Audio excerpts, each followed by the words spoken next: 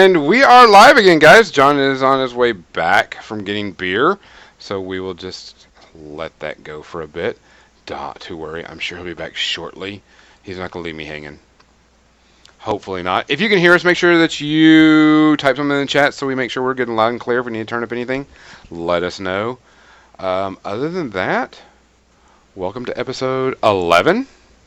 Today we are going to be talking about prepping models to paint and prime. And see, here comes John. I told you he wouldn't leave me. He's just a little slow today. No. New bottle of alcohol, it poured very aggressively. And that just means more for you. No, the counter got a little bit too, unfortunately. That's what a straw is for. Just like slurp it, just lean down and take it all up. Wow. That's alcohol abuse. John abuse. So, I still know this is episode 11. We will be talking about prepping minis for priming and painting, which you're the expert on that because I have no clue about painting and priming miniatures. Definitely don't know about cleaning them up. But before we get into that, John, what is your drink for the day? Well, I just bought some Southern Comfort Cherry, and I'm trying it in a shot, and I put it with some Dr. Pepper. Oh, sorry. I don't know what the obsession with Dr. Pepper is. It mixes well with everything. It really does. You mean flavored prune juice? It is flavored prune juice. Look, I need to be more regular. That's what you use. Everyone says I'm full of shit. Trying to help with that. So let's see. Today, of course, I'm going to be drinking my good old Maker's Mark. Got you with that one. With a good old Honey Brown. And someone gave me one of these, and I figured I would try it on the show. Someone gave me a Stella Artois, and I'm going to try it. Whether I like it or not, it's a different story. Yeah, I've heard mixed. One of the locals, Hennemeyer, will not drink that shit. So if you go and get from a free beer and you bring him one of those, he'll be like, just don't. Give me water instead. Give me water. So, and that's what I'm going to be doing today. Drinking. But we need to have a moment of silence. Moment of silence for a good friend of mine. My good friend, he went empty. He's completely empty. The bottle is completely gone. I'm going to have to buy more for War Machine Weekend. Oh, I can't do that every time I get an empty bottle, though mine aren't as expensive as yours. So, my War Machine Week, I'm going to have to buy a whole new bottle of this for War Machine Weekend, which is okay. So, a moment of silence, and then we cheer to everybody. Ready? Moment of silence. All right, that's a good moment. Now let's drink. Cheers. Cheers, everybody. Oh, that Maker's Mark is good. All right, I'm going to put it up. Should I drink my Honey Brown or my Stella Artois first, or try? Stella Artois, that we get the Honey Brown in reserve. I'll leave it up to our listeners. Ooh, and that Southern Comfort Cherry is good. Is it good? I could drink that shit straight. That's a problem.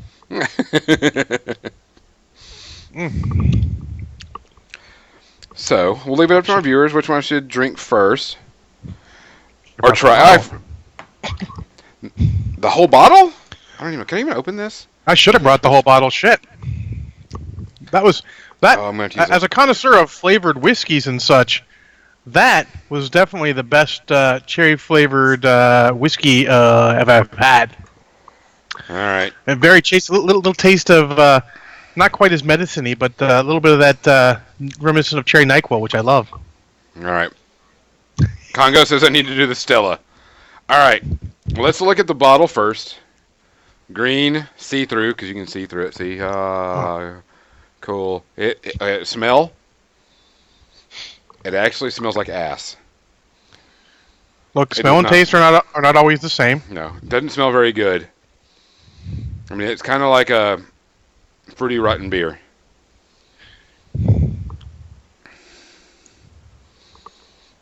Yeah, very fermented fruit type thing. All right, ready? Ready.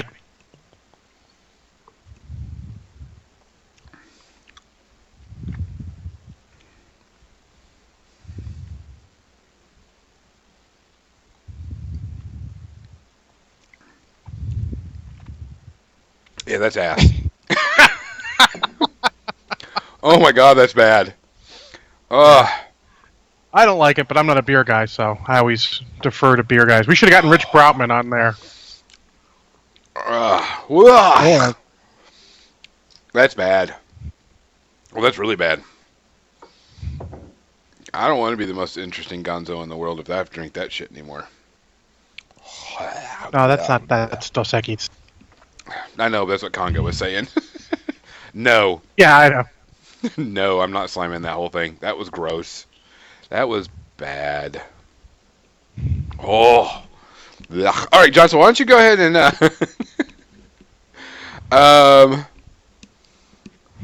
This is renderer not available, showing on Twitch. Uh-oh. What do you do with the message renderer not available, showing on Twitch? I have no clue what he's talking about. Do you know what he's talking about, John? I do not. Try refreshing and see if that'll go through. If you can get it to pop out. Yeah. I have no clue. I'm a big newbie on Twitch stuff. Oh my god, I still got that taste in my mouth. Let's see. Actually, I can just...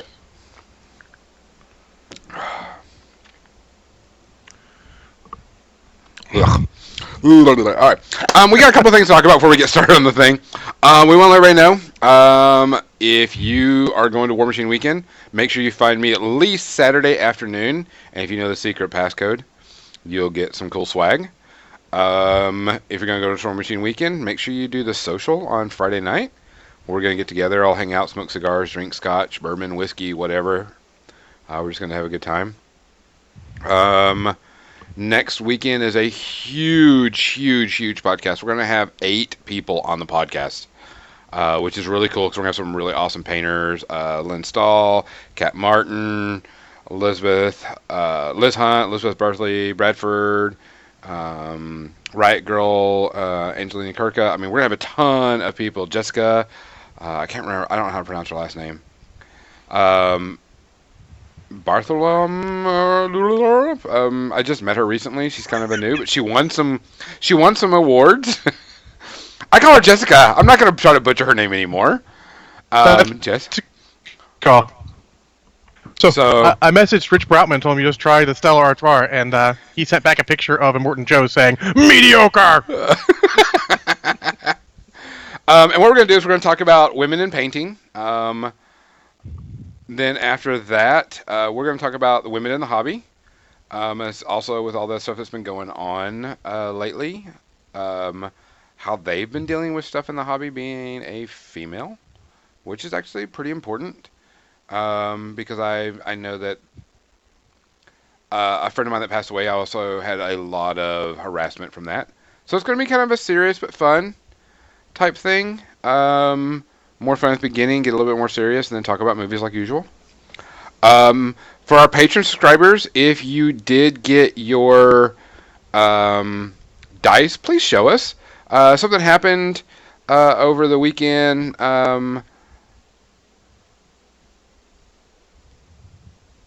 No, I'm not slamming that. I don't care what you're going to try to offer me. I'm not slamming that. I think it's nasty. If you didn't get your dice, let me know. Because there was an issue this week, or last week. One of the patrons, the dice arrived in an envelope, and I just weighed them all. And they wanted to charge them $3.55 because it wasn't an envelope. It wasn't a letter. They thought it was a package. Uh-oh. Now, there was only one joke. I mean, one joke. There is only one die in there.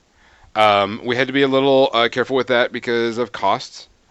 But we'll do this frequently because we'll hit all the new guys and all the old guys will get one too. Yeah, every so often. Gons will figure that out. But you'll eventually get your whole collection, and we'll keep track to make sure when you get to, your 4th or 5th die, it's the alternate color. Yeah, so it goes when you get to your fourth die, we've got an alternate die that's going to be for because of the color for in War Machine you have to have the column or whatever, and so we're getting at that. Yeah. We're just trying to make sure that your money that you're giving us is used and to give y'all back. Yeah, we want to do a little bit of both. A little bit of supporting us, keeping stuff going, and also find cool ways to give you cool stuff back. Correct. I mean, I mean, the money that we've gotten from y'all was to pay back our initial costs, which was around $160, $170 that I did out of my pocket, which is no big deal. So I just paid myself back on that. We bought the dice for y'all, which is something we definitely wanted to do. Supported War Machine Weekend and the Old Man Tournament. Yeah, we're actually sponsors for both of them, and we've got prize support and stuff for that. And also, like you said, if you see me at War Machine Weekend, come and see me. I have some more swag for you. What else? We are now saving up money to get a good camera, good webcam for Seth, so he can stream not only personally but on the podcast what he's painting. But we want to have a good HD camera for him, and a good one that can go in really tight when we need to, because we really want to bring y'all him painting. But those can be pretty expensive, so yeah, we're working on that now. Yeah, that's our next one. That being said, if you guys see any deals, hit us up on Facebook. Say, hey, I saw this cool camera deal. Send it to us. We can always take a look and see if that's what we want to get him. 100%. Yeah, that's one more thing. Yeah, Amazon had deals occasionally. I mean, I got my web camera. It was like almost half price when I got it, so that was really good. Yeah, so hopefully we'll get that. But yeah, every once in a while when we get new people, we'll send out an extra die to everybody. Make sure everybody gets 4 of the blue, and then we have another color coming in for like the column or whatever. Yeah. And if you see me at War Machine Weekend, that's some of the prizes for some of the tournaments. Is a full set, because we just got that ordered and it should be to us shortly. Which is really cool, because the Old Man Tournaments, if you're 40 and older, please come and play in it. It's a shit ton of fun. Yeah. I didn't get to play the one weekend I was there because I was sick that morning. It was very sad. But last year I took it over from John and started doing it, and so I turned it into an objective event. And it's an objective event where you have all these weird random things you have to do, like go find Carl Morgan and tell him that his butt looks good in a tutu. You know, stuff like that. Play while all your dices were your 1s or 6s and your 6s or 1s. Stuff, weird stuff like that. Also some of the, it's kind of like a mash between Gonzo screwed up in the head objectives and who's the boss objectives. Yeah. So if you're in that, get into that. That's really a lot of fun. Yeah, we're supporting that. That's our personal event. And also the Colossal Week, the Colossal Wrestling is ours. Yeah. And also everyone from the Old Men of John Jays, you guys helped fund the prizes for my Malavos Logro League, since I still had some leftovers from funds from that I used to purchase some cool tokens and stuff for the guys. Figured that'd be a cool prize. Yeah. So we're putting your good money into good use. We're trying to find a good place that'll host all of our files for free. And still make them available to iTunes and for everybody to download when they want to, because a lot of people don't watch the podcast, they listen to it a lot, which is fine and dandy. Don't have any problem with that. So, and the easiest way for people to get that is iTunes. So, but they're real picky, so you have to host them a certain way. Yeah. Also, we'll be giving away a pretty sweet mini. It's a Gorman. That's going to be given away to whoever gets the random at $15. I got a new Gorman. I got to paint up. Do you get a PG Gorman? No, I have a Gorman the Wolf in Sheep's Clothing. Oh, I hate that model. Model. It's super cheesecake, but it amuses me. Oh, okay. I mean, let's talk. Let's not call it that. It's cheesecake models, but I mean, for what they're doing, I feel like it is the right kind of model for what they're trying to do. Yeah, not me. Didn't subscribe to it because it just wasn't my thing. Yeah, it's not for everyone, and I appreciate that. That's Yeah. What else? What else we got coming up? Seth may be a little behind on his thing that he's doing because he's got a lot of work going on. Yeah. So we may be like a week or so behind. So give him a little break. But I am on schedule for the 2 a month still, so we're good there. I just have to. This last one was about was Guardians of the Galaxy, and it was when to get out of a game. And that sounds negative, but it was really a lot of me telling you not to get out of a game without spending a lot of long, hard thought. And This next one will be Avengers: Age of Ultron, and it'll be when to just take a break from a game and how to help you do that. Oh, that'd be cool. Yeah, it's things that are on my mind, because everyone knows, it's no secret, I'm not really into War Machine so much right now, but I'm still got my foot in, and it's things I've given a lot of thought to, so I figured I'd share some of my thoughts. Because I still have to do a thing on Dark Souls board game, which I haven't had a chance to yet. Mm-hmm. I've been kind of busy with everything else.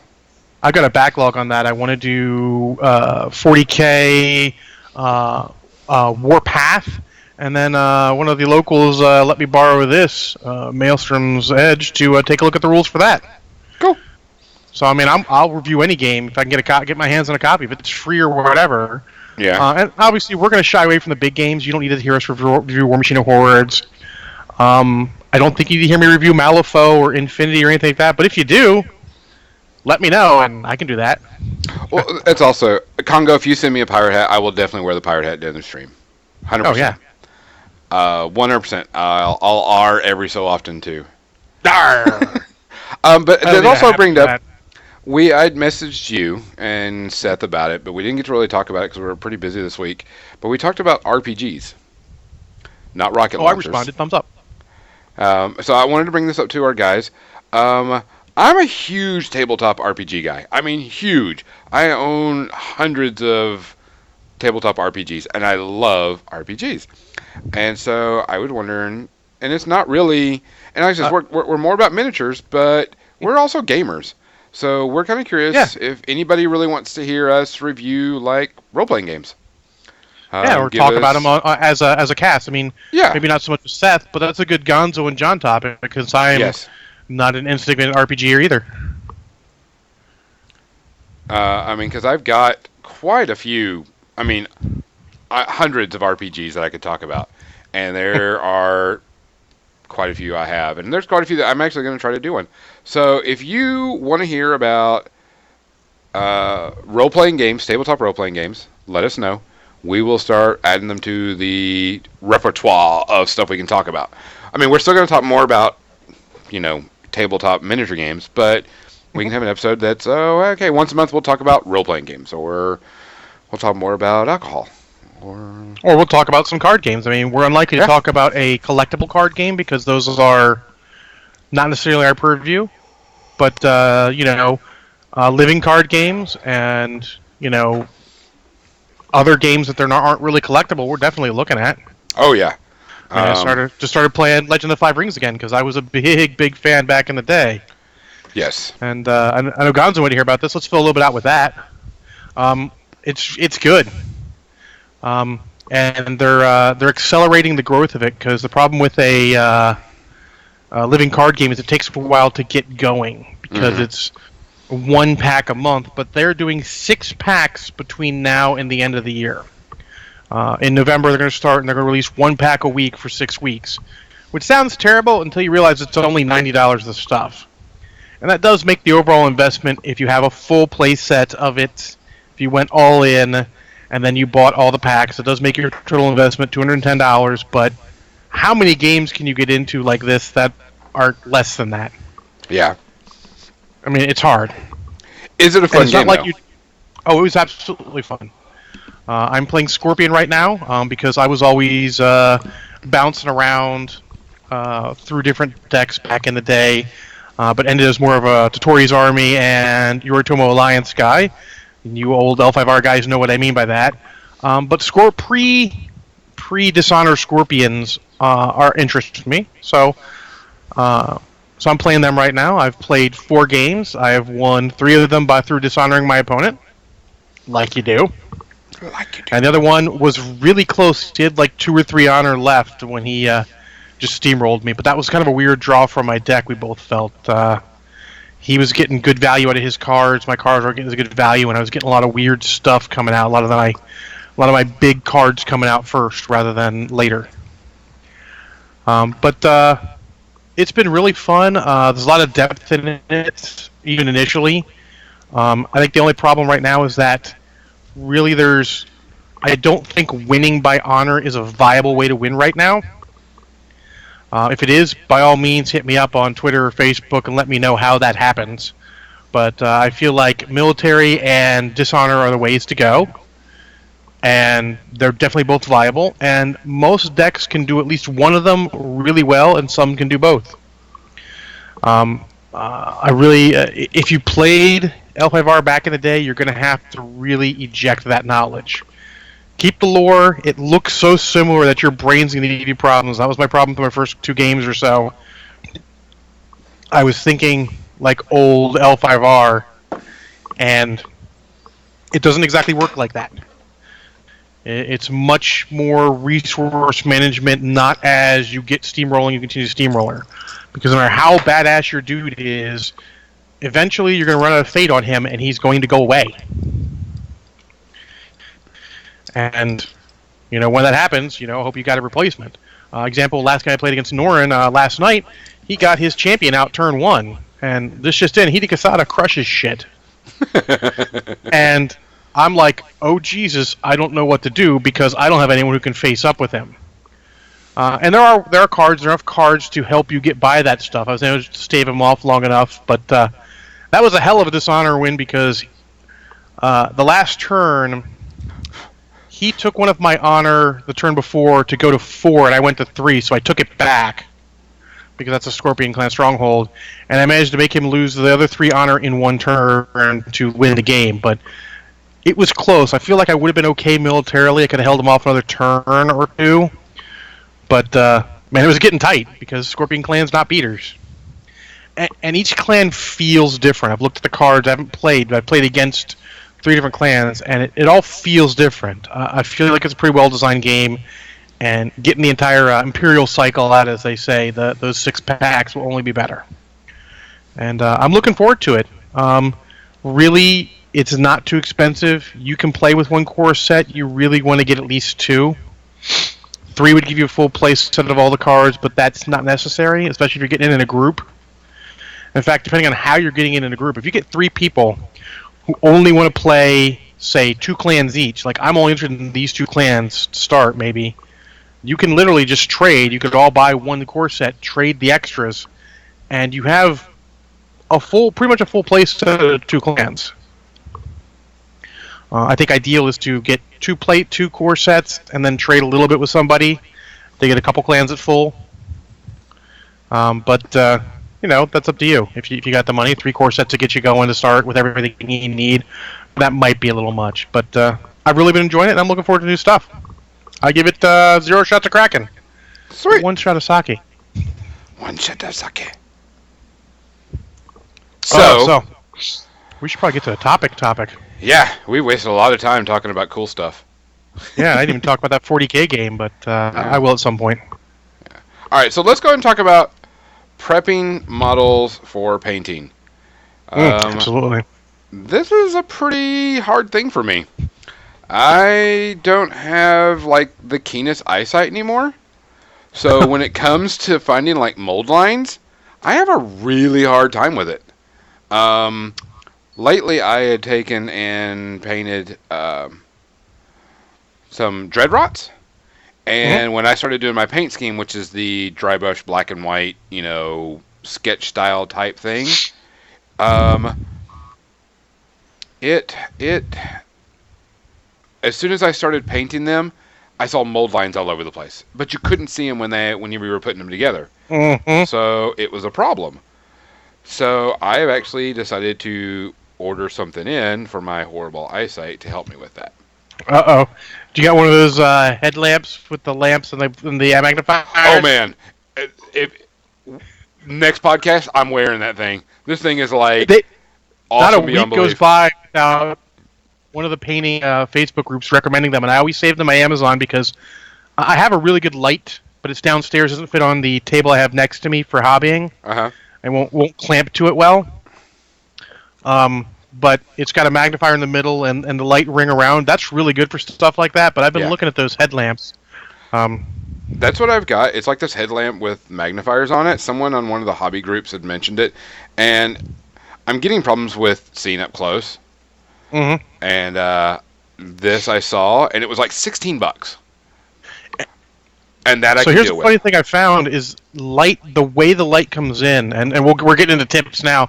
The way the light gets in actually affects that. If you have too strong of a source from one direction, you won't be able to see as much as if you have just good general light coming down. Yes. Because I noticed that because I have a very good desk lamp over here for my hobby station for putting models together, but sometimes I have a hard time seeing stuff. I have to move it around a lot to see it. And I missed out on light because it had much more light. It was bigger, and the magnifier helps. But to get around that, a trick you can do, and we're jumping ahead in the order of operations, but a trick you can do is you can literally after you prime it, you can just dry brush gray lightly, and it'll pick up all those mold lines. Yep. Then you can get rid of it, and then you have to reprime, or actually I would always keep the airbrush like primer that you can brush on the same color around just in case, just so you can do that. It'll definitely get you ahead of the game when it comes to mold lines. Occasionally you're going to have to deal with them, or you're going to have to scrape something off, or not care. Well, one of the things that someone had asked me and talked about is if I put together the model completely and then paint it, or paint them in pieces. I'm not that great of a painter. I'm not that detailed. It's put it together all one piece and paint it all as one piece. I'm not doing it. If I was going to do a competition piece or a scenery or something, yeah, I probably would do, put together after I painted them. But for the most part, it's all one piece and all goes together and painted all as one. Yeah. I've seen a handful of guys painting parts, and it's painful. You can see him, and then he's like scraping paint off to get the plastic glue to effect. Because remember, gluing on paint is not as good as gluing on the model because the paint will come off, and thus there goes your glue. Yes. So that is the main reason why I do not suggest it. Triply so if you're using plastic glue. Super glue a little less so, but a good point is that as long as you paint in the way you're supposed to, which is deepest areas out, remember at a certain point, as long as you get dark in there, like if you slop your brush around inside to get black all in that deep parts, and then you get the overall effect of what's in there, like the Talos guy was talking about, he has in his belly there is a guy. And I'm not worried about it because I'm not going to do a great paint job on him. It's literally going to be some paint, maybe, a little bit of wash and a quick dry brush of certain areas, because you only have to get the effect because it'll accentuate shadows in that point. Yeah. And the good point is, unless you're in a painting competition, if you cannot get a brush there, they can probably not see there on the tabletop, and it does not matter so much. Yeah. I mean, for like rank and file troops, and very rarely big models. It depends on how big the model is.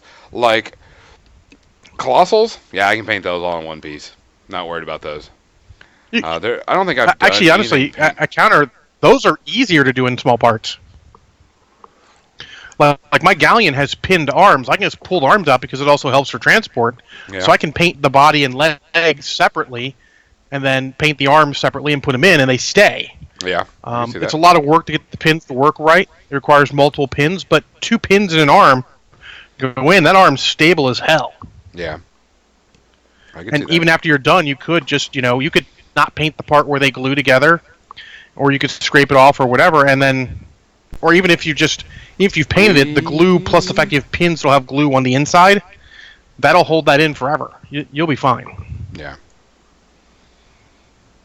In fact, all my Colossals are multiple parts.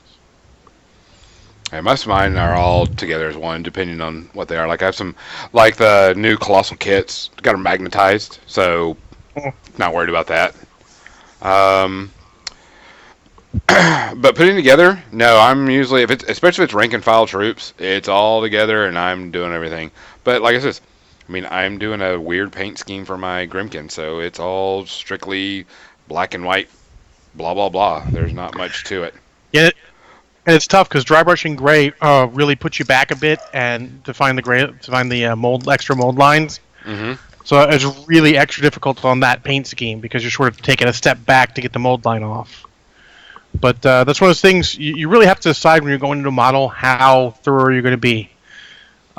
With certain things, there are levels you go from the beginning. When you open the pack, if it is resin, wash it in warm, just soapy water. No excuses. I don't have time with it. No. Wash it in warm, soapy water. I don't. Because the release agents on resin can totally fuck up your priming job. Yes, it can. I have had primers just flake off of stuff because of the release agent. And there's nothing more frustrating than to start painting and you realize and your primer's coming off in chunks. You're like, what the hell? So you should definitely just get in the habit of doing that with just resin. The only one you have to. Ideally, all of these have release agents. The ones for metal, talcum powder, and for plastic, I don't know what to use for plastic, probably some sort of oil, are much less problematic. But theoretically, you could just wash all your models before you, or at least rinse them off before you go. But that's like next level. Like if you are competition, you want this model to be perfect, you only want to assemble it once, you want it to be absolutely perfect, wash the hell out of that model. Just do it. Be like Nike and just do it. Insert that. I should insert Shia LaBeouf GIF now. Just do it. Just do it. The next step is having the right tools to get your models off the sprue. Finger clippers don't work. You need. Finger clippers do not work. They're like, I mean, you could use finger clippers, but they're just a step ahead of tearing them off with your fingers. Damn it. You need some good side cutters, preferably ones that are flush on one side. And that's the side you want, generally speaking, against your model. Though sometimes if it's fine and it's not working well, you can flip them around, clip the other way so you've got a big nub so you know where that nub is. Especially for people whose eyes are getting bad, it can help you see where that nub is that you have to get rid of with the next step. Hey, Dan. And if you can't flip them off, if you're not sure if the piece is flash or part of the model, leave it on. You can get rid of it later. What? We can cut things later? You can always come back and... Yes. Then the hard part is getting... and I'm speaking mostly from plastic models, because metal models, it's not as big of a problem. You can usually tell all this stuff better. But metal models, hobby knife file will get you all you need to do on those.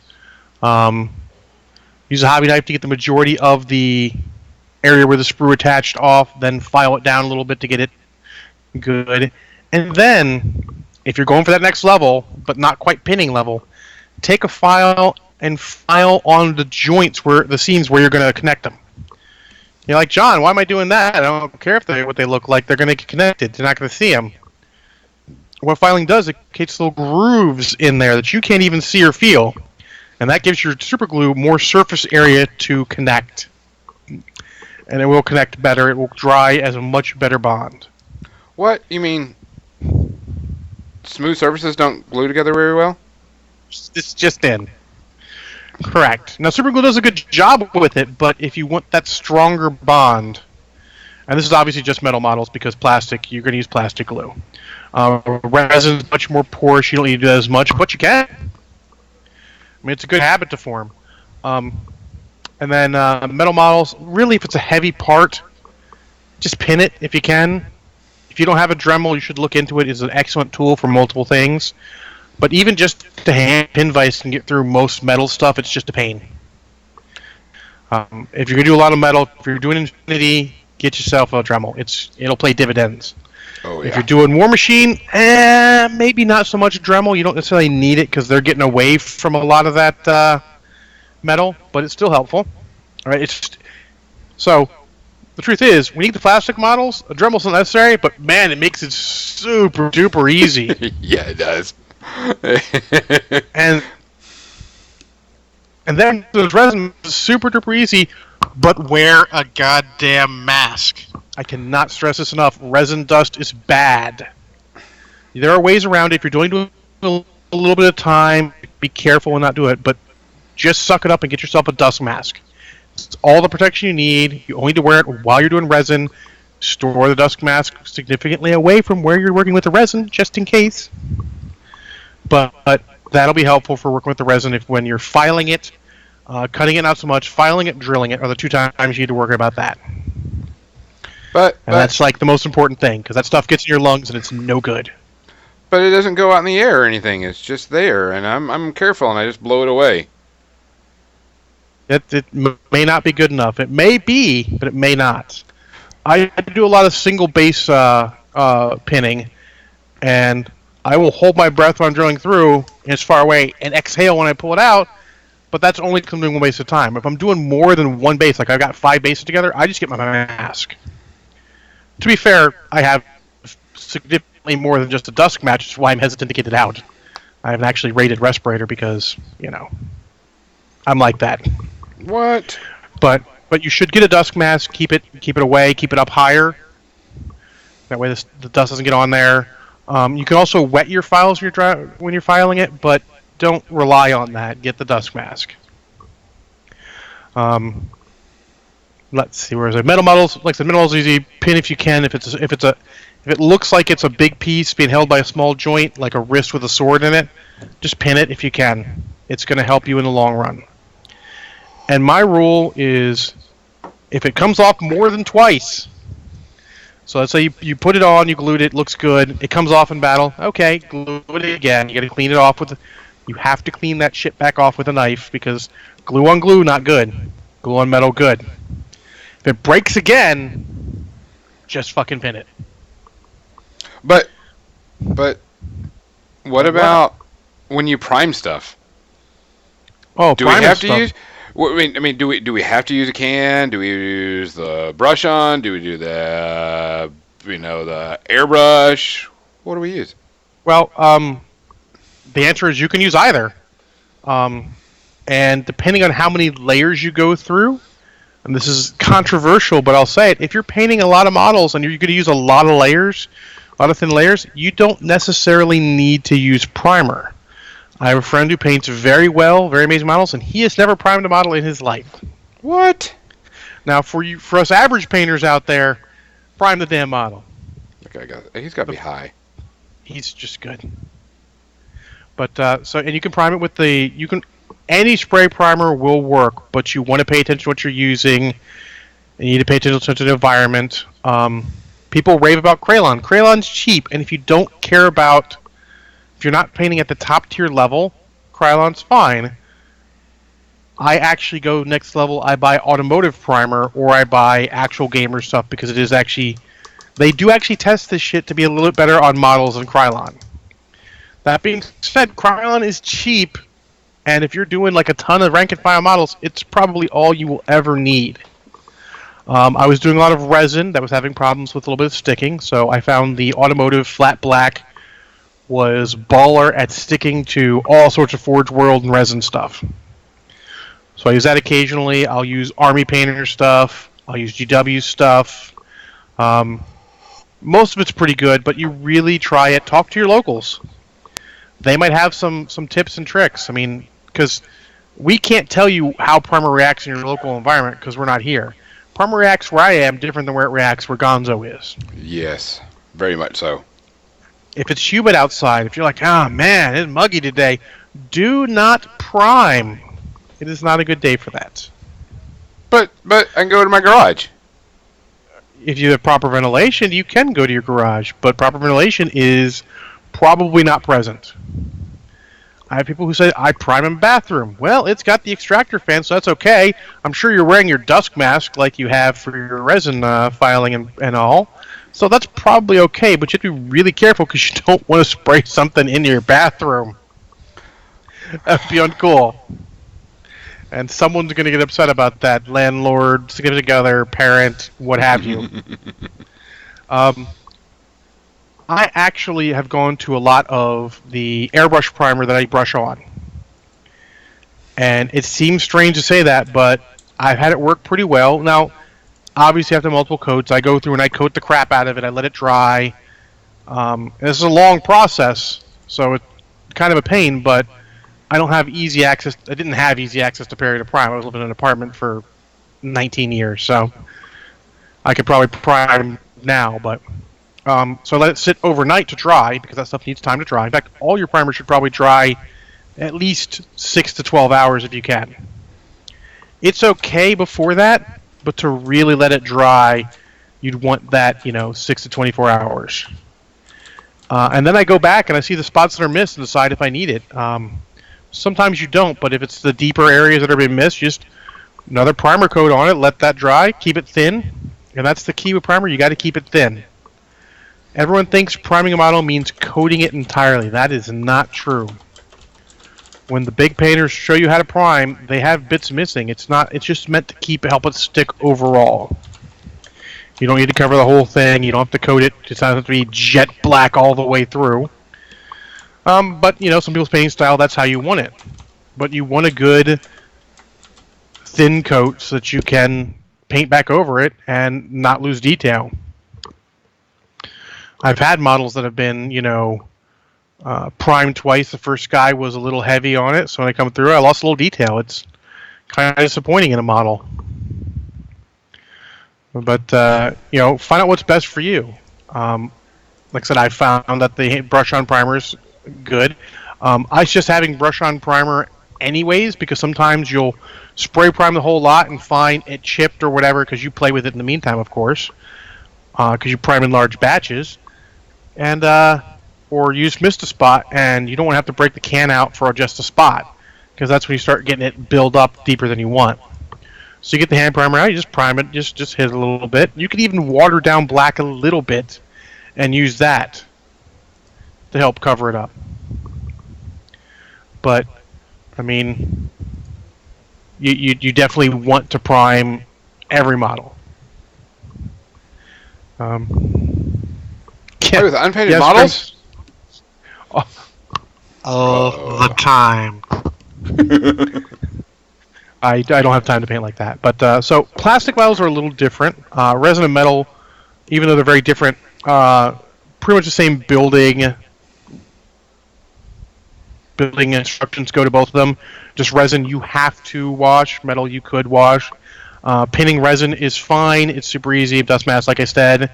But since it's lighter, you don't necessarily need to pin it at the same arm that is resin will not need to be pinned like a metal one. Metal's a bit denser, a bit more weighty, and could break easier. I find resin is very likely to break at the super glue point. It's going to break at some thinner point, unfortunately. But plastic, man, if it's standard, GW. GW / weird plastic, get yourself Tester's plastic glue. You will not regret it. That will put your models together, and it can bond small surfaces to small surfaces. It's going to hold long enough to a little bit set, and that's the key thing. I'll guess for all the glues. You don't have accelerator for plastic glue, so you're going to have to get a little patience and have it set. You let it go, it will be there for a long time. It actually bonds the stuff together. Super glue, let it set. I know, you've zip kicker. I know. Yeah. Don't use zip kicker. That's just a bomb. It is. It makes a weaker bond. And people are like, oh, that's a fallacy. No, it's not actually a fallacy. It's true. Will that weaker bond affect you? Maybe not. But do you want to take the chance you have to put this shit together again? On large surface areas, Sanchez, one of the guys I used to work with at Games Workshop, is a good dude, would take and he would put the tiniest drop. He'd never spray that stuff on. He'd put glue on. He'd put a tiny drop in the center of the other half, put it together, so that the center part bonds quickly because of the accelerant, but the rest of it is regular glue and will seal better. And that's a good middle ground, but that's very intensive, and you're still buying, accelerant and not necessarily using it on everything. I would suggest learning some patience. Putting models together while watching a video is something even I can do, and I'm not good at diverting my attention like that. You have the video, you just hold it. Hold it for as long as you can. Heck, if you're on YouTube watching a 5-minute video, hold it for 5 minutes. Who cares? Or get yourself some of those, like a vise, but like they got the little grips on them to hold things together. That works too. Sometimes you get them rest in the spot where it's good. But I find that we don't let stuff cure properly. Don't let it bond long enough, and we don't let it set. Like, I have a model where the legs are getting kind of weird. I pinned into a leg, but it's very thin, and the pin, I mean, it could come out. The back leg was coming off, so I glued it again, held it 5-6 minutes, and I left it overnight. Let that thing fully cure. If you're worried about a bond, let it cure. Now, obviously, sometimes we're in a hurry, and that's going to happen. Just realize if you're in a hurry, that thing could break eventually, and you're going to have to put it together again. So if you can not be in a hurry, not be in a hurry. If you're in a hurry, do it quick. But actually, I've had a lot of times where I put models together quick at the store to play with, and then boom, and I just bust them apart, clean all the glue, clean all the glue gunk off, and then I re-glue them again slowly, or I pin them slowly. And the brass brush we recommend for cleaning off on plastic models, for cleaning off lots of like fur and stuff when it gets in deep in the crevices. Works okay on metal models too. Gets flash off. Gets the vents too. So the bigger, long stringer stuff's vents. Flash is just that little thin stuff that forms there. Gets both of those off. It's also good for scoring the models. Like I said, with a file, you can actually just brass brush the two sides where they go together. Works well. Also works good at getting glue off. You can get them at Home Depot. They're cheap. A finer brush, smaller brush is better because you can get into better spots. I use pretty big ones that I found on Amazon. They're okay, but the smaller ones are better. Like I said, Home Depot, they're not even expensive. It's a great thing. One of those tools you don't necessarily know about that, since none of the hobby companies sell, they don't necessarily talk about them. What? Yeah, I know. And that's pretty much the basics. There's tons and tons of expert tips, but that gets you through pretty much the basic and the intermediate stuff. But what about, like, gluing them to bases? See, bases, if you can pin them to the base, pin them to the base. Because it's just going to work better. And here's another one that is, people do different ways. I will pin to the base, I'll put a base, pin if I can. Like, for example, I've got a guy, and since I play with unpinned models, I get this guy on a base. Except that he's just pinned, and he's not even glued. He's pinned and blue tacked. I can just literally, look, foot up, look. Because he's blue tacked. That way I can use him until I find out what kind of base I want to put him on. Especially if you're using sculpted bases for stuff. But for anything with a sculpted base, if I can, or if there's a small enough area, I try to pin. And I go right to the base. So this guy's not pinned. You can tell there's nothing showing up on the bottom. He's just glued. But if you look, he's got like 1,000,000 points of contact. Feet here, feet here, feet here. On anything else, like, this guy's pinned. I don't know if you can see it. I'll get it all the way close up. There's a little brass dot there from the brass rod. I literally pin all the way to the base, clip it off, and then file it down. You can see it there. Video's caught up to me. And I actually suggest pinning the bases when you can.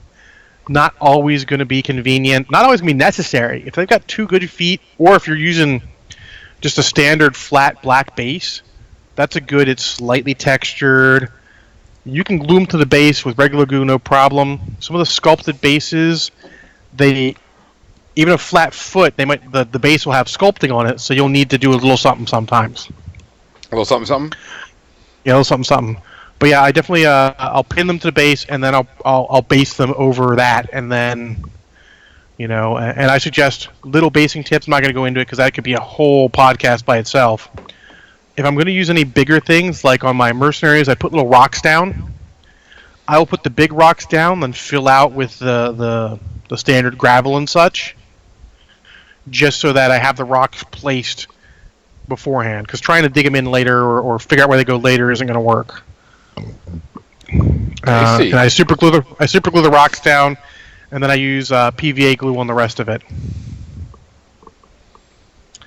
But what happens if I've got everything going, I started painting, and I find a huge mold line that I just didn't see? What do I do now?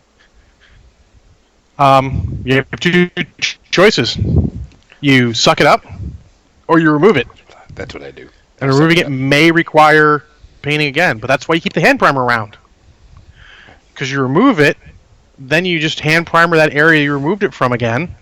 Even if you're several highlights in, unfortunately, you probably gonna have to repaint about a bunch of stuff. You might want to just suck it up. But if you're on the first coat, by all means, just remove that crap, hand primer a little bit, let it dry, get that coat back on, because you can make it even again at that point. Remember, thin coats are your friend. What? Yeah, I know. And even if it looks a little off, by the time you get through all your highlights and extra coats, it'll probably look fine. But that is probably the biggest problem, is finding your mold lines later.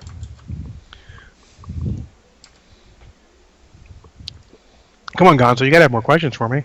Oh, we can go over what Dan wanted to talk about. Yeah, let's get Dan's. Yeah, since Dan is in our chat, I don't know why. He must be bored tonight. Bored. I don't know if he's still in, though.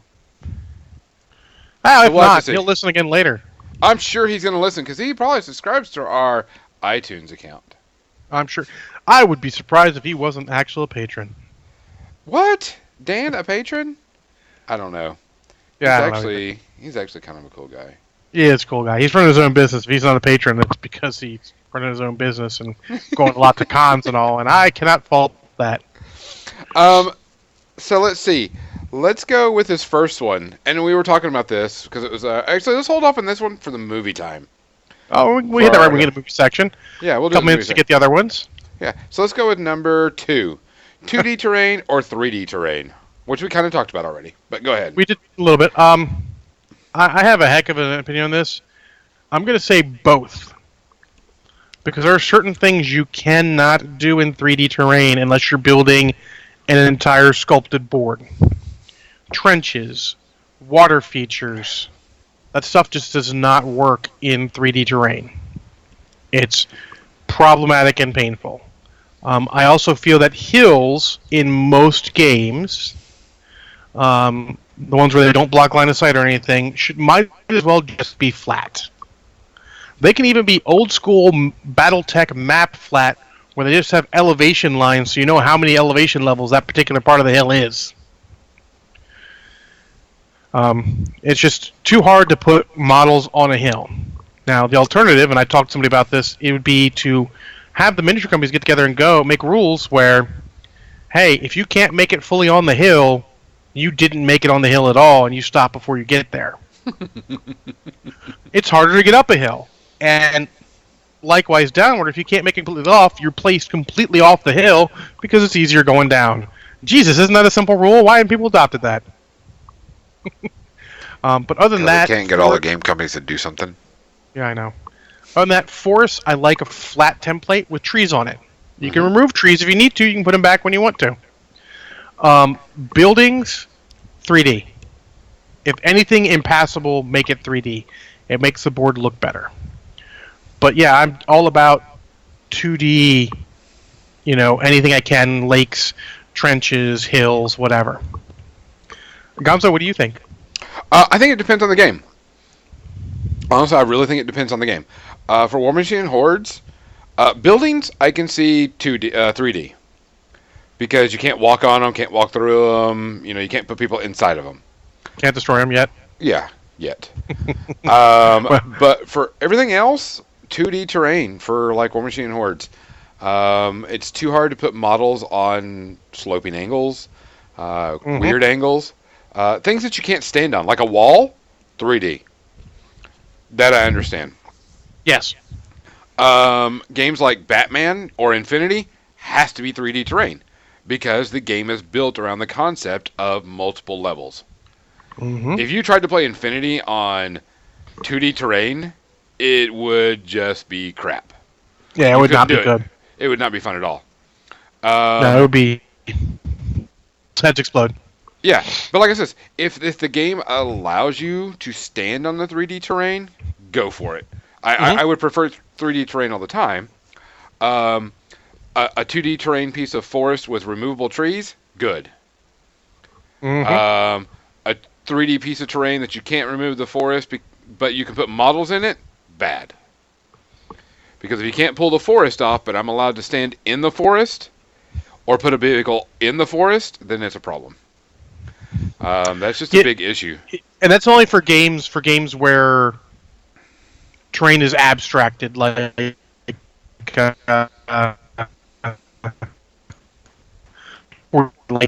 tree is actually cannot walk through said tree. It's fine as long as you get models in there. Correct.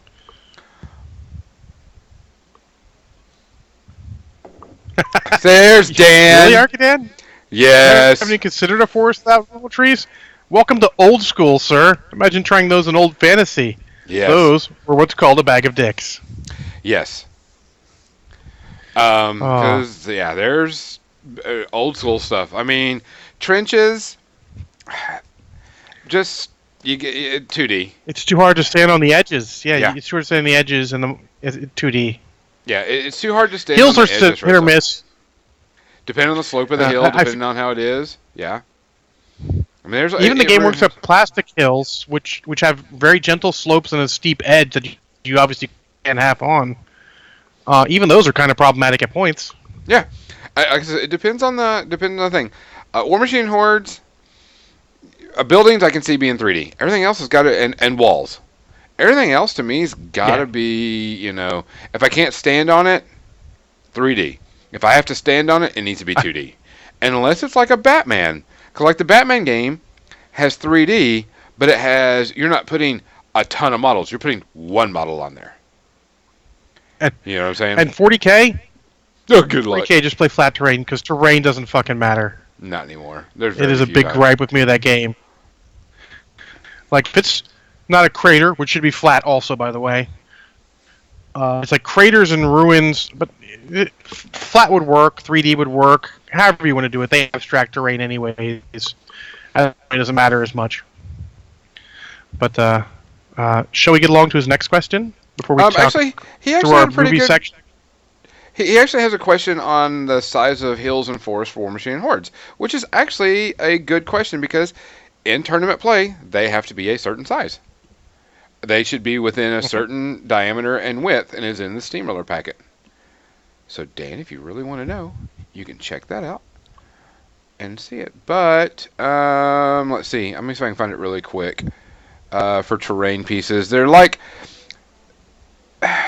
not too big, but not too small. Like I find the flat terrain that Muse did is in a decent size for all of those things. Yeah. Let's see. I have that, and I use it a bit. No piece should be. They should be between 3 to 6 inches in length and width at best. Yeah, 3 to 6. Anything smaller is not even worth it. Anything larger gets to be a problem. No reason why you asked. Liar. Yeah, really. Come on, man. Pull the other one. Which, if you play Guild Ball, he's got some really good stuff for Guild Ball terrain, by the way, if you're into that. He's got some really good terrain pieces. Question number 3. He's got some really good terrain in general. Yeah. Question number 3. Favorite hot sauce? What is your... hot choice. Oh, I don't really put hot sauce on stuff too much. I'm not a huge hot sauce fan. If I do, I want something with flavor, not with just heat. I agree with you on that. I can do sriracha if I need to, but sriracha's hit or miss. Yep. Some things is great on, some things is just no bueno.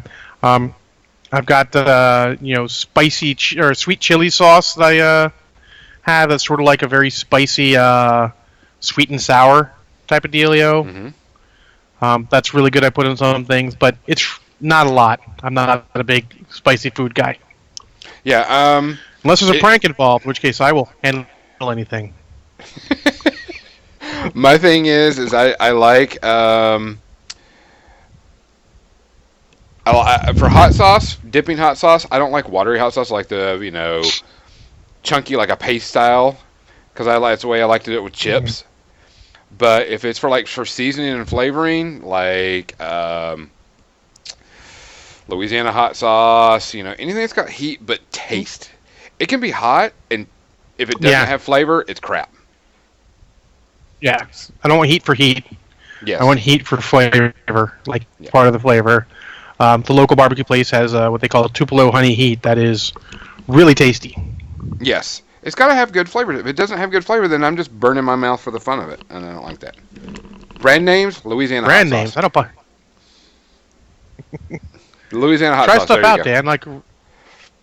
Really, it's one of those things you have to try. I mean, like I said, I just bought I was cooking up some pork chops, and I'm like, on my phone, like, what sauce do you put pork chops? And someone suggested a sweet chili sauce, and I'm like, oh, that sounds good. I'll buy some. I just bought some in the local store, and it was good. Easter recognition. I'll take a look later after the show and Facebook you what it is called. Last one before we go into media section. What are you guys reading right now? John, you reading anything? I'm rereading the X-Wing series by, at this point, Michael Stackpole. Though after this book and two more, it'll go to Aaron Alliston for a bit, then back to Stackpole for a bit. Currently, I'm not reading. They're old. They're not canon anymore, but they're still good books. I'm currently not reading any books at all. I'm reading like manuals and RPG books and stuff like that. And I'm reading the Batman rules right now. So currently no reading for stories. That's because you watch too many movies. I did watch 3 movies today while I was painting. With that said, since we talked about movies, let's go to the media section. Yay! I gotta fix your screen, by the way, because you are really huge. I mean, I am. Well, don't be an ass. I'm huge. That's what she said. It's not actually what she said, unfortunately.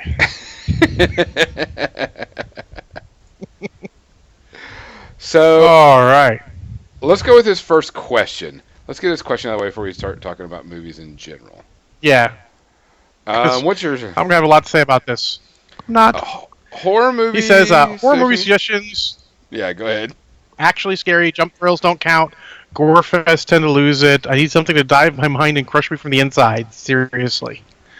So, unshockingly, I don't actually watch horror movies that much because most of what they put out nowadays are jump scares or gore fests, which are not my thing. I agree. The last horror movie I watched that was not one of those necessarily was the remake of House on Haunted Hill, and it still had a little bit of that. And I actually didn't even find that terribly scary. I just don't watch horror movies. I mean, I think the scariest movie I saw recently was freaking Atlantic Rim. That movie's fucking scary. Scary bad. That's hilarious. Don't watch that. You're broken free with me, Dan. I'm sorry. If you want to talk action movies, I got you, though. For me... Gonzo, what you got? What I would suggest, Dan, is go watch Black Mirror on Netflix. That will screw with your head. I've heard good things about Black Mirror. Black Mirror will screw with your head. There's some pretty screwed up shit in Black Mirror. Go watch that. That'll give you a good mind fuck, because that's what it sounds like you're wanting. And go with that. I'm with John. There's very few good horror movies that aren't about jump or just gore. So it's really hard to find a good mind fuck. So I would suggest watching Black Mirror. Yeah, Ray Bombs. Black Mirror will fuck you up. The first few episodes I've watched, and I just haven't gone back to it because I've been busy with other stuff, and I'm like, this is some fucked up shit. It's cool, but it's fucked up shit. If you want something similar to that in anime, watch Perfect Blue, which is supposed to fuck you up too. Yep. It's all right, I have 3 movies to talk about. What do you got to talk about? I have a movie and a TV series, so you should start. All right, let's go with something that was a horribly, horribly bad movie, and I knew it was going to be that way because one, let's see, it was on Netflix. The plot line was horrible, and it was an hour and 13 minutes long. So it didn't overstay its welcome, so that's fair. Yeah. So let's see. The movie I'm talking about is about a bunch of nerds that find a banned board game and go play it. All right? Oh, wasn't there multiple movies about that? God. Okay. This one was about these paladins going and fighting demons, and they're the biggest stereotypes of all the nerds. This movie, 13 Demons. Great name. Has really nothing to do with anything.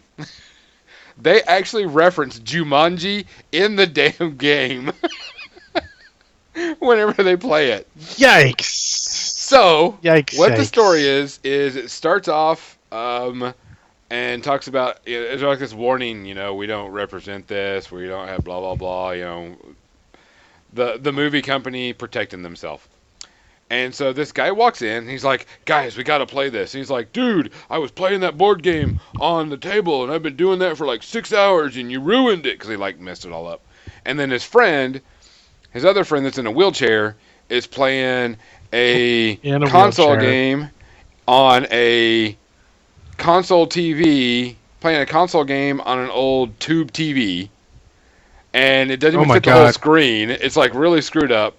And you're like, dude, but I'm in the middle of this, and just so on and so forth. And so he's like, well, we got to play this game because I bought it from this old man, and he's dying, and his wife's dying, and we got to hit it, and this was banned, and people died because of this game, and the whole backstory. The standard, we got to play it because it was banned. So, exposition vomit. I gotcha. Yeah. And so they start arguing about the game, about how stupid it is, and all this other stuff, and it's not even working. The guy's like, no, let's just try it out, all right? Let's try it out. And then the stereotype comes in. One guy is the poor, pitiful me. I'm in a wheelchair, but I'm a nerd, so you got to be special with me. Then you got the guy that's just overexcited about everything in his life and wants everybody to do everything and try everything he does. And then you've got the pothead that'll smoke dope every time they play. So they try the game out, and it's like I said, they even reference Jumanji, and like the pieces move like Jumanji too, like they'll move on their own and stuff. Yeah. And the story is you're paladins, and you have to go and destroy these demons. And when you destroy all the demons, you win the game. And there's 13 of them because 13 is like a special powerful number. Of course. So when they get to the first time and they read these stories out and everything and blah, blah, blah about what's happening, it's kind of like a choose your adventure thing. But when they go to fight their first demon, they kind of black out. Everybody blacks out. And they wake up in this one-room building, this one room that they're all playing all their games in. And the news story comes on that somebody was bludgeoned to death with some type of object behind this area. And one of the guys is like pulling stuff out of his hair. So you're like, oh, okay, this was.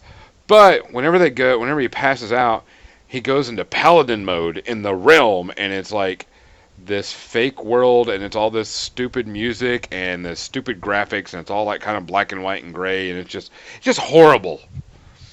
And it's just bad. It doesn't sound good at all. No. And they go through this, and I'm going to ruin this for you, because if you watch it, it's bad, and it's just going to make you throw up.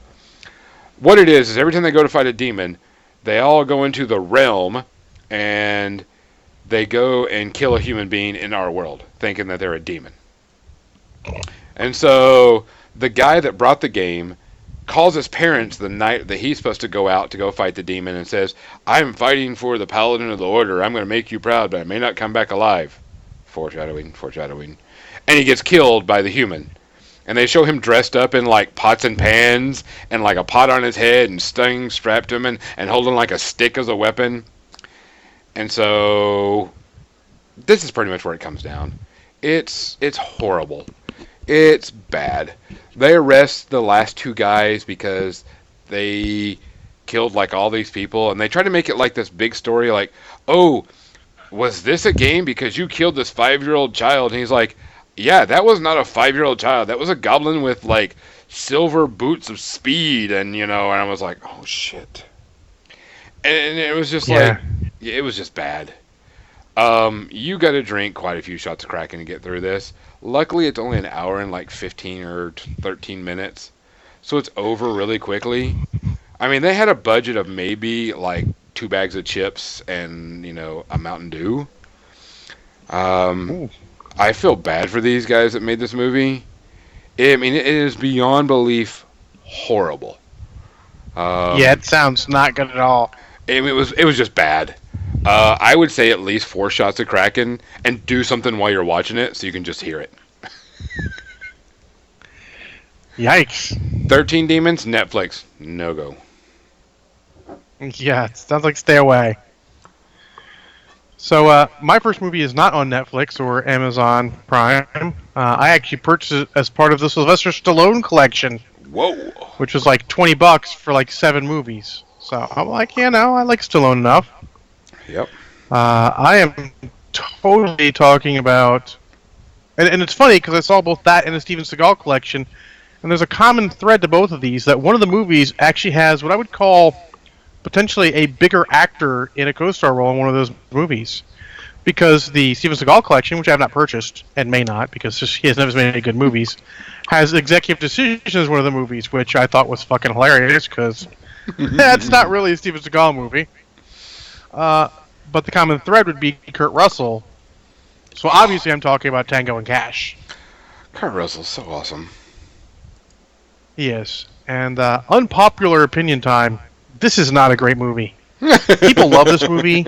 I do not know why. This movie is a mixed bag of stuff.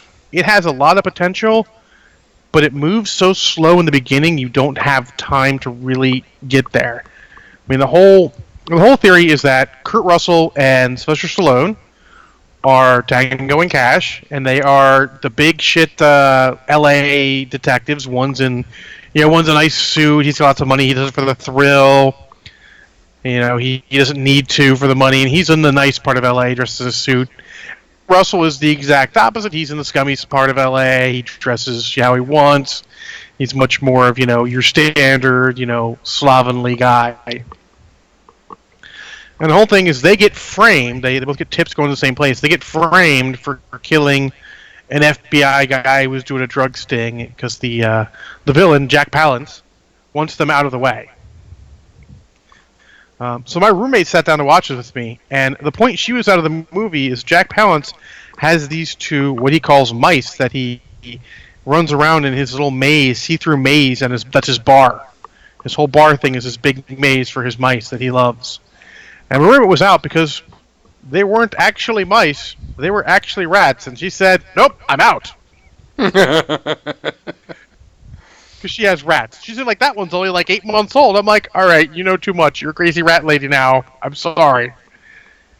That being said, she didn't miss much because it's, like I said, people love this movie and I don't know why. I mean, the interactions between Stallone and Kurt Russell are good. The action is mediocre. There is no scene in this movie that absolutely stands out to me as great and being anything other than relatively pointless. They get this cool SUV. They have no explanation for why the guy can make this cool SUV with this mini on the side and all that. And they're driving around fighting stuff, and they run out of gas.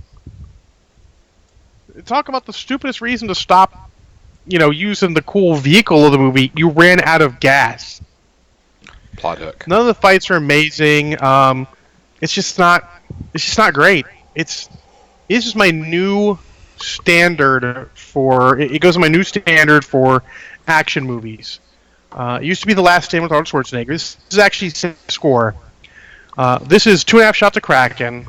It really would be 3 because of the content, but Kurt Russell and Mr. Stallone have some good interactions. They bring it back up to 2.5. It is a bog standard action movie, and honestly, if it's part of your collection, like you bought the Stallone collection for $20, sure, it's fine. If you have to pay money directly for it, I would think twice. It has nothing outstanding about it. There's a million movies out there that are probably more worth your time. Gonzo, what's your second movie? I watched another movie, and it's an actual Netflix original movie, which was kind of interesting. Made by Netflix, and it's called Babysitter. Just came out. Okay. It's about a kid that, of course, is deeply in love with this babysitter, because she's super freaking hot. and she babysits him, even though he's like a middle school kid and really doesn't need a babysitter, but he's like still worried about everything, and parents want it. But they talk about, when the kid goes to bed, the babysitter brings over the boyfriend, and they do it while the kid's asleep. So, interesting enough. But what happens is he finally stays up to watch what happens to her, and they're a bunch of teenagers playing spin the bottle, and then she kills one, and it involves all this satanic ritual stuff that goes on. And so it's about him seeing that and having to deal with it. The cool thing about this whole thing is, one, the girl is Hugo Weaver's niece or something. Because I was like, she looks familiar. And I thought that was interesting. Samara Weaving? Yes. And then Ray Bomb's got it correct. This movie is supposed to be a horror movie, but it is funny as shit. Some of the stuff that happens in there is hilarious. Not to spoil anything. Directed by McG. Yes. There is quite a few hilarious scenes in there. I was not prepared for the horror. I thought it was just going to be, for the humor. I thought there was going to be a couple of funny things, but it was funny throughout the whole thing. And you're just like laughing at some of the stupidest shit that happens in there. Yeah, very much a comedy horror. Very well done. It flowed very well. Wasn't stagnant. Had some decent actors. A little bloody. Well, a lot bloody in some scenes, but it was horror bloody. I mean, humor bloody. It wasn't like over the top, but it was hilarious. The movie was Conquer the Dreamers is from Dusk Till Dawn. Dusk Till Dawn, yeah. Excuse me, but it was hilarious. It was funny. It had some gotcha scenes in it. Nothing scary, but horror type, but very humorous. Definitely recommend it. Maybe one shot of Kraken, two if you're not really into it. But it had some pretty funny scenes, and I would recommend it. And it wasn't very long, like an hour and a half, hour 45, something like that. Standard movie size. But it was so good. The parents cracked me up. There's one scene with the parents that I started bawling. I was like, it was funny as shit. Don't want to ruin it because it's a scene that happens and you're like, oh, damn. So, go ahead and watch it. I'm going to check that out. Yes. So what's your... My TV series, since I haven't get as much movie time, I get a lot of 40 minutes to an hour to watch, is I've been rewatching the hell out of NCIS. Because I enjoy the heck out of NCIS. I don't care what anyone says. That is a very quality TV show. Better than most of them. And yeah, I've watched up to about season 8 or so, and I rewatched from the beginning, and I'm actually in the middle of season 3 or so right now. And I will say this for it, and I've watched CSI and some other stuff. It is a higher consistent quality than any other TV series that has gone anywhere near as many episodes, I feel. Like, I see an episode, I'm like, I kind of remember this, I don't remember it being that good. And then I get through it, and I'm like, it has some really great moments. The good thing about any TV show this long running, and the characters actually have development through it, and they didn't play their hand too hard. They were willing to go, like, maybe we don't go another season, I don't care. We're not going to develop this character too fast.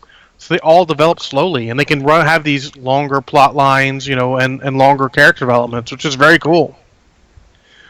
I mean, hell, for the first season or two, you don't even know what Gibbs did in the Marines. You just knew he was a Marine. You don't find out till late season 2, early season 3. It's really good, really enjoyable. It's great. Hey, I'm going to eat dinner and I've got a little time to watch a TV show. Let's watch that. If you don't have any half-an-hour show you're watching, it's a good 42 minutes of enjoyment. I will give it an average rating of 1 shot of Kraken, because there are times you're like, oh, you need a shot, maybe a shot and a half. But there are times you're like, I was riveted to the whole episode. It was great. Definitely high quality. It's on Netflix for free, and obviously, I think it's probably also on CBS All Access because it's a CBS show where the new episodes will be on there. If in case you're getting it for Discovery, it's another thing you can get value out of there. So yeah, definitely worth watching. I'm enjoying it, and I don't know how long I'll continue to watch it. There's plenty of other things I need to watch. I just in a weird place right now where I like to have something familiar. Yeah, I can see that. Yeah. So, what was your third, Gonzo?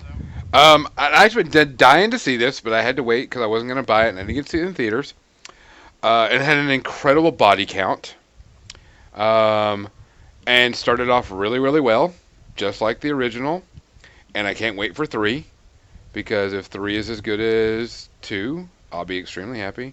And that's John Wick 2. I had not seen it John yet. Wick 2. I haven't seen it yet. I didn't get to see it in the theaters, and I had to wait till it came out on, because I wasn't going to buy it, and I just waited until it came on HBO. And it came on HBO today. So I'm like, I was going to watch something else for the podcast, but then I went, no, John Wick 2 is on. Watching that now. Yeah. We made it a local holiday. El Marshall decreed it was a local holiday, and we all took off and watched that the day it came out. One, I love Keanu Reeves. He's one of my favorite actors. One, he's just an incredible human being to begin with. He's always great. 2, great action flick. The gunfights are great. I like because they're all like really up close gunfights. This isn't where shooting hundreds of feet away. Some of the great humor in it too. Exactly, Congo with a fucking pencil. I love it that John Wick is still the boogeyman. He's still scary. I love the world. I love the combat. I love the story is still relevant. His lines of, I'm just going to fucking kill everybody is John Wick. It's perfect. I love how he's the absolute baddest badass, but as he gets hurt, it obviously affects how much he can do. Yes. I mean, it's not like he takes Most movies don't do that. No. It's like the old saying, like, oh, he can take a bullet, but when you try to wipe it with some alcohol, he flinches. And I'm like, well, no, he flinches when he gets hurt. He gets hurt. The one thing I really, really like about the whole thing, and I'm glad they did it a lot more in this one, is the Assassin's Guild. I can't remember what it was called. But I mean, that's what I call it. It's the Assassin's Guild. The whole world is like, it's great. Yes. I mean, I would love for someone to do an Assassin's World RPG based off of this, for the fact that this would be really, really cool. The whole paying the medallions, buy rooms and buy stuff, and going to see the sommelier, and it's actually the gun guy, and that scene was just really cool. It was really nice. I was like, the Continental. It oozed style. You're like, yes, so much style in it. He's like, yes, what do you need this for? I was like, well, I need an evening and a day suit. And what type of suit do you need? A tactical suit. And bulletproof. I mean, the whole atmosphere of the world is great. I mean, it was incredible. I enjoyed it thoroughly. I want more of that world. I want to see more of it because, not to spoil anything, but the very end scene, when the guy tells him now or whatever, that's the code words, where you're like, well, fuck. I can't wait till I see 3. I mean, everything's great.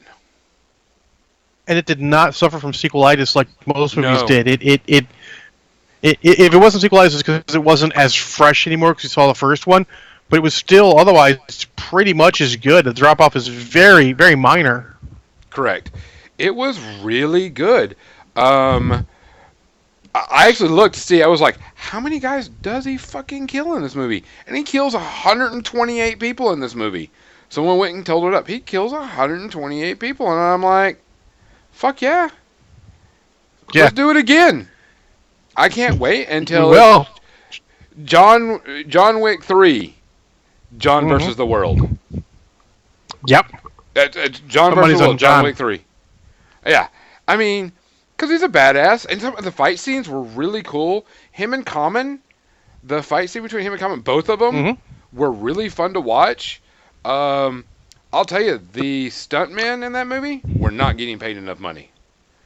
No, not how much it was. Yeah, there was not many fake scenes, if you want to call it, where a lot of green screen stuff, like people falling and people flipping and wrestling and stuff. It was all there. Good stunt people. It was just great all the way around. Coming along as an actor overall. I'm surprised. Last time I saw him, and I believe it was when he was in what was the Western he was in? Oh God, now it's gonna kill me. I'm trying to remember the name of that. I remember him in Smoking Aces, and he was he was okay, but in this, he's definitely come up several steps from that. Oh, it's gonna bug me. We have IMDb. That's what I'm looking up. But I mean, he was really good in it. He had some really good fight scenes. He did some really good things. I mean, overall, I liked the whole thing. It was really good. John Wick was really fun to watch. It was interesting. Hell on Wheels. That's where I saw him from. Oh, yeah. He was incredible on Hell on Wheels. But I mean, I was a huge Hell on Wheels fan. I just loved that series. But I mean, there was a good body count. There was good action. There was good dialogue. What's his face that plays the Continental guy, the head of the Continental? I can't remember his name. Ian McShane? Yes. He's always an incredible actor to watch. He's always fun to see what he's going to do and say. There's some good oh shit moments. There's some good damn that was cool. Overall, no shots of Kraken. I'll agree with you on that one. I can't wait for 3. 3 makes me just want to jump up and dance. Can't wait for it. Yeah. It's going to be awesome. Yes, 100%. And it had some good lines. Congo was right when he goes, with a fucking pencil. It's like, this is the boogeyman. I'm like, well, can't we just give, the car back? No. We're fucked. Though they could have. Yeah. But, I mean, it was just, overall, a great movie. I'd say, no shots of Kraken. Can't wait to see 3. Hoping 3 does its good justice, everything. So, I'm all for it. Other than that, we're actually down to our minutes. You got anything else you want to add, John? No, that's it. I'll try to remember to talk about that 40K game in solo podcast or next time. Because this 40K game, there were 2 going on, and it showed the dichotomy of 40K that I really want to get into at some point. But I'll probably do that solo one as a bonus part of it, just because otherwise it's going to wait 2 weeks, and I may not remember by then. Lord knows, memory is bad enough as it is. So I mean, it was good. I mean, like I said, guys, next weekend is a huge show. We have 8 people on the podcast, and it's going to be crazy. I'm actually going to be drinking some special liquor that night, and I may get really fucked up. Really fucked up before the pre-ramble's done type drunkenness. So other than that, guys, thanks a lot for coming out and joining us. We hope you enjoy everything we do. We try to do everything fun. Stay out of trouble. John, anything else after I close this thing out with our outro? I think that covers it. All right, guys. We'll see you next week. Be on the lookout for that podcast next Sunday. And I'm Gonzo. I'm John. Have a good night, guys.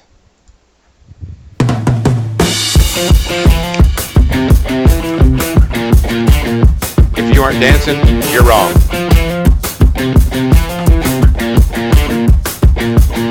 I only know how to skank.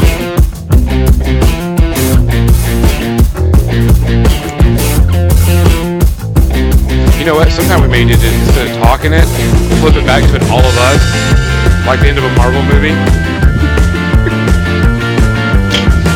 I'll get some shawarma. We should do that one time.